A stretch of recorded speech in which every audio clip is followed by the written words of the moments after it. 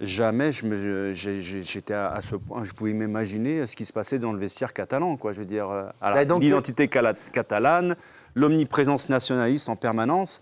Les étrangers, on était des seconds couteaux, sauf si tu étais vraiment des joueurs comme Rivaldo, qui était capable d'être le factoriste à tout moment de faire basculer un match. Mais globalement, c'était la guéguerre entre les Néerlandais, les Catalans et le reste du monde autour. On était l'équipe Benetton, il n'y avait aucun lien.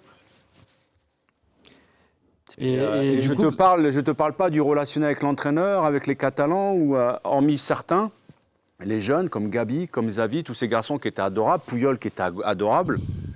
Il y avait Serra Ferrer qui était gentil, mais après, le groupuscule que l'on connaît aujourd'hui, qui sont tous entraîneurs, voilà, peut-être que je n'ai pas fait aussi le nécessaire pour arranger les choses à un moment donné, mais pendant des semaines et des semaines, j'ai avalé des couleuvres, j'ai fermé ma gueule, puis à un moment donné, je me dis peut-être qu'avec le travail, l'humilité, les gens vont changer, certaines personnes vont changer à mon égard.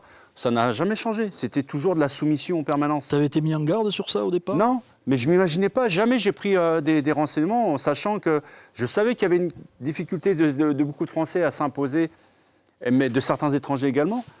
Peut-être des problèmes culturels, de langue, mais à aucun moment je pensais qu'avant de gagner un match, il fallait aussi gagner dans le vestiaire un certain respect.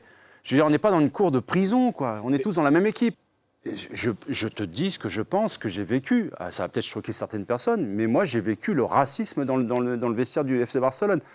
Moi, de temps en temps, certains joueurs, assez souvent, notamment un joueur que je ne citerai pas son nom, le pauvre, je me suis demandé si on était vraiment dans un vestiaire de foot, des fois. Surprenant, ça. Hein.